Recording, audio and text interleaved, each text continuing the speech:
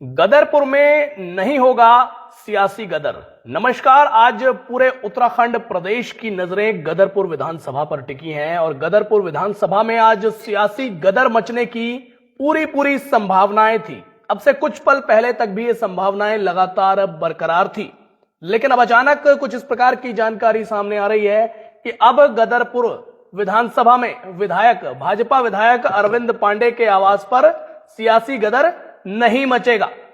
अब हम लोग अरविंद पांडे के आवास के लिए रवाना हो चुके हैं, टीम निकल चुकी है, लेकिन अभी जो ताजा तस्वीरें सामने आ रही हैं उसमें अरविंद पांडे के आवास पर सैकड़ों की संख्या में समर्थकों का हुजूम उमड़ा है। तमाम जो आसपास के राजनीतिक आगू हैं वो पहुंच चुके हैं, मंच सज चुका है। मंच सजने के बाद खूब खाने पीने की व्यवस्था हो गई है, खूब स्वागत सत्कार और खैर मकदम की व्यवस्था हो गई है। अब अचानक जानकारी यह मिल रही है कि जिनके खैर मकदम की तैयारी थी, यानी कि सांसद और पूर्व मुख्यमंत्री हमारे त्रिवेंद्र सिंह रावत और गढ़वाल सांसद अनिल बलूनी, भाजपा के पूर्व प्रदेश अध्यक्ष मदन कौशिक, इनके साथ जो तमाम भाजपा के दिग्गज अरविंद पांडे को मनाने उनके घर पहुंचने वाले थे, उनका पहुंचना कैंसिल हो गया है।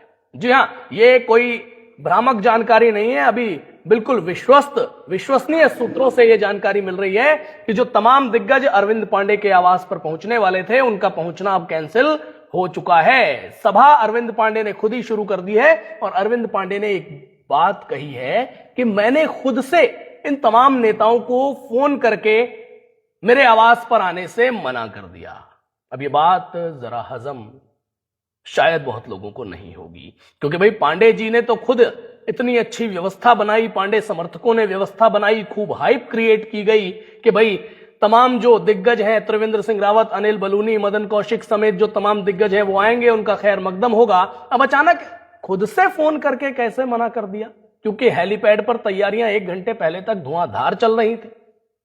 अब ये सारी बातें हैं इस पूरे विषय को लेकर के गदरपुर, रुद्रपुर और आसपास के पूरी तराई की बेल्ट के जो दिग्गज पत्रकार हैं रुपेश कुमार, हम उनसे संपर्क करने का प्रयास करेंगे, बातचीत करेंगे, उनसे जानेंगे कि वो गदरपुर और गुलरभोज में ग्राउंड रिपोर्ट के दौरान क्या कुछ महसूस करते हैं।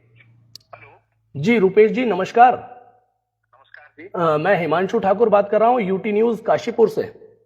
जी नमस्कार। रुपेश जी, मैं आपका लगातार लाइव अपडेट्स देख रहा हूं आपके अनसुनी आवाज चैनल पर। अभी जानकारी कुछ इस प्रकार की दी गई है कि अरविंद पांडे ने खुद से उनके यहां पहुंच रहे तमाम दिग्गज नेताओं को फोन करके आने से मना कर दिया। क्या जानकारी है? बिल्कुल आपने सही दुरुस्त फरमाया है, क्योंकि जिस समय मैं आपसे मुखातिब हो रहा हूं आपके चैनल पर आपके दर्शकों के साथ जी, तो इस समय अरविंद पांडे क्षेत्रीय विधायक गदरपुर वो अपने आवास पर अपने कार्यकर्ताओं समर्थकों को संबोधित कर रहे हैं जी। और उन्होंने खुद कहा कि चूंकि एक लोभी विरोध कर रही है और ये कह रही है कि साहब अरविंद पांडे जो कि अभी अतिक्रमणकारी दोषी बताए गए हैं, या फिर संगठन या पार्टी के खिलाफ उनकी कोई बयानबाजी आ रही है, तो उसके मद्देनजर आपका आना ठीक नहीं होगा।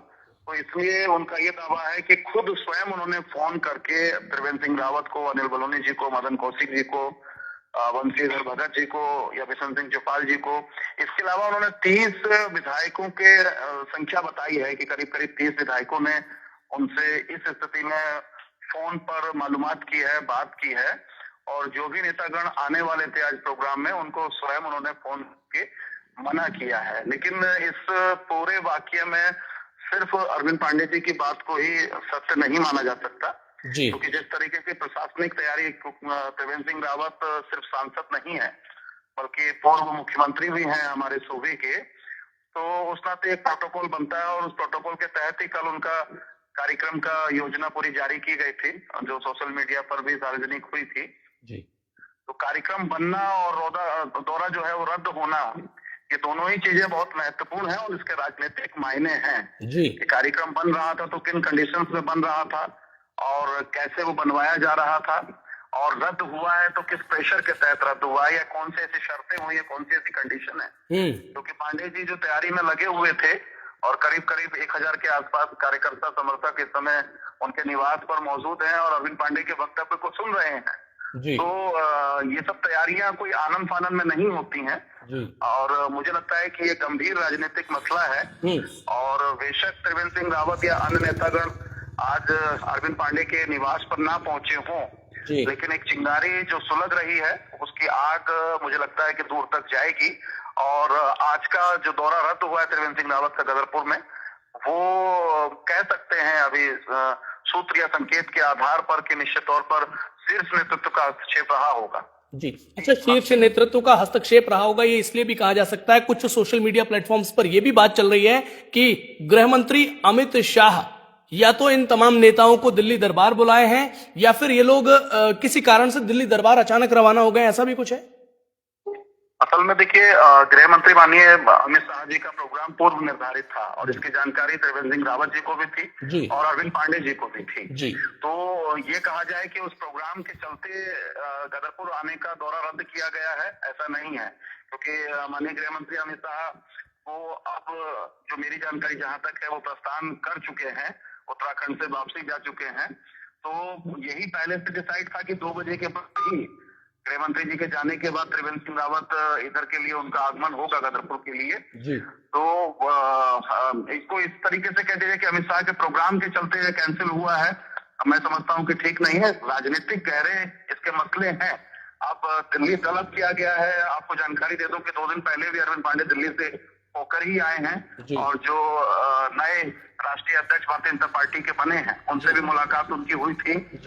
तो जो एक अंतर्कलह चल रही है और समय समय पर बात मुख्यमंत्री के परिवर्तन को लेकर भी जो उत्तराखंड में आती रहती है जी। तो उसको लेकर एक चिंता का विषय तो है ही है। और सुखवंत सिंह हत्याकांड जो आपके काशीपुर क्षेत्र के ही किसान ने सुसाइड किया, माफ कीजिएगा हत्याकांड मैंने कह दिया, सुसाइड जो किया उन्होंने आत्महत्या कांड है जी। तो उसकी गूंज भी दिल्ली तक है जी। अब जो जिस तरह SIT की जांच है वो कितना क्या कुछ असर ला पाती है, कितनी चीजें परतें खुल पाती हैं। बहरहाल जो उत्तराखंड में राजनीतिक माहौल गरमाया हुआ है तो समय रहते भारतीय जनता पार्टी के शीर्ष नेतृत्व को, दिल्ली नेतृत्व को हस्तक्षेप तो करना पड़ेगा ही पड़ेगा। जी। अच्छा, लेकिन इसमें मैं आपका ही अपडेट देख रहा था अनसुनी आवाज चैनल पर कि आज ये जो तमाम नेता हैं अगर ये नहीं पहुंचे तो कहीं ना कहीं इससे ये संकेत भी जाएगा कि अरविंद पांडे को भाजपा से किनारे करने की कुछ तैयारियां भी हैं, इस तरीके का कुछ मामला शुरुआत मानी जाएगी। मैंने लिखा है कि जो यहाँ के स्थानीय राजनीतिक विश्लेषक हैं,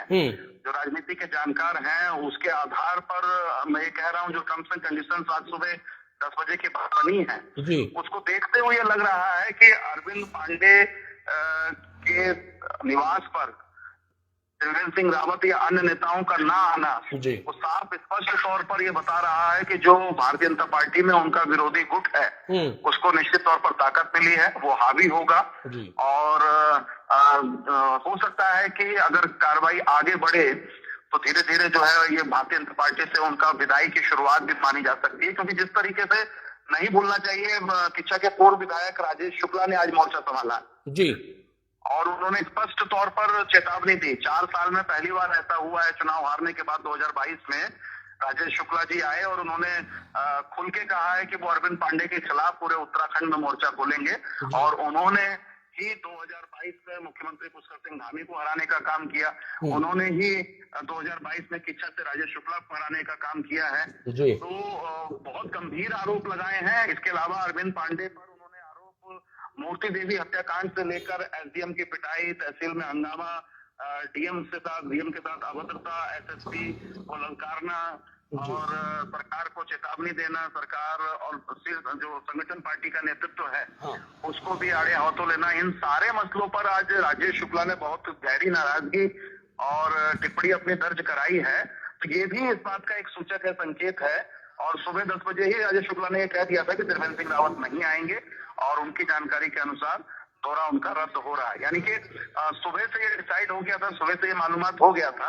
और अगर अरविंद पांडे जी को फोन पे मना करना ही था तो फिर ये 1000 कार्यकर्ताओं को, समर्थकों को जुटाने की क्या जरूरत थी? अगर त्रिवेंद्र जी को नहीं आना था, जो कार्यकर्ता समर्थक जुटाए गए वो त्रिवेंद्र सिंह के आगमन पर ही जुटाए जा रहे थे, है ना? जी। तो मतलब ये एक तरीके से सत्य बात नहीं है अरविंद पांडे जी की जो वो कह रहे हैं कि उन्होंने ही स्वतः फोन करके मना किया है। ये एक तरीके से राजनीतिक हाई वोल्टेज ड्रामा इसको हम कह सकते हैं। ये डैमेज कंट्रोल करने के लिए ये चीजें कही जाती है आमतौर पर। बहरहाल हकीकत यह है कि अब सब कुछ सामान्य नहीं है और भारतीय जनता पार्टी में भी बने रहने के लिए अरविंद पांडे जी के लिए जो कंडीशंस हैं वो उतनी बेहतर नहीं है, उतनी सुगम नहीं होंगी जितनी की अब तक होती थी। जी अच्छा, चलिए इसी के साथ मैं आपका ज्यादा समय नहीं लूंगा। आखिरी सवाल मेरे मन में ये उत्पन्न हो रहा है कि गदरपुर बगैर अरविंद पांडे के क्या क्या सूरत हाल?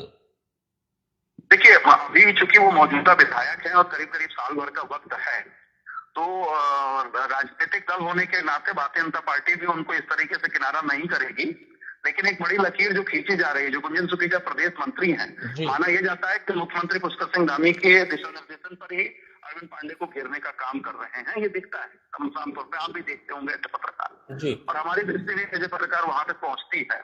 तो निश्चित तौर पर धीरे धीरे जैसे इसको आप इस संदर्भ में देख सकते हैं कि राजकुमार टुकराल जो 22 से पहले तक रुद्रपुर के विधायक थे और जिला अध्यक्ष रहते, शिव अरोड़ा ने जिस तरीके से अंदर खाने अपनी पैठ बनाई और टिकट के वो दावेदार बने और टिकट कटवाने में वो कामयाब भी हुए, है ना। तो सेम उसी तर्ज पर गुंजन सुकीजा को भी यहाँ उतारा गया है या गुंजन सुकीजा काम कर रहे हैं।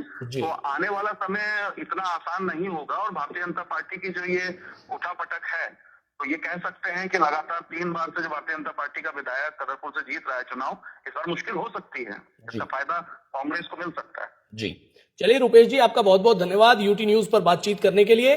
बाकी अगली अपडेट्स के लिए भी आपकी अगर मदद की आवश्यकता होगी तो जरूर लेंगे। जी बहुत शुक्रिया जी, धन्यवाद। तो साथियों, आपने अनसुनी आवाज के वरिष्ठ पत्रकार रुपेश कुमार को सुना है। अब रुपेश कुमार जी ने तमाम बड़े राज खोले हैं, तमाम ऐसी बातें रुपेश कुमार बोल गए हैं, बता गए हैं जो शायद अभी तक किसी पत्रकार ने डिस्कस तक नहीं की होंगी। कौन अरविंद पांडे के खिलाफ साजिश रच रहा है, कौन साजिश में फायदा पाएगा, अरविंद पांडे कैसे भाजपा से किनारे किए जा रहे हैं, और आज अरविंद पांडे किस प्रकार से यूं ही बयान दे गए कि मैंने खुद नेताओं को मना कर दिया अपने दरबार आने के लिए। ये तमाम सारी चीजें बहुतों को हजम नहीं हो रही हैं, लेकिन इस पूरे विषय पर यूटी न्यूज की पूरी टीम की पल पल नजर बनी रहेगी। अभी हम बस चंद पलों के भीतर पांडे आवास पर पहुंचने वाले हैं, वही पांडे आवास और वही गुलर भोज कैंप कार्यालय जिसके नाम पर अतिक्रमण की कार्रवाई के आदेश भी आ चुके हैं। तो चलिए भैया, आप गाड़ी को आगे बढ़ाते हैं। अगली अपडेट के लिए आप लोग यूटी न्यूज पर बने रहिए। इस अपडेट को ज्यादा से ज्यादा शेयर कीजिए। और अरविंद पांडे का राजनीतिक भविष्य क्या सोचते हैं आप, क्या सोचती है जनता, कमेंट करें। धन्यवाद।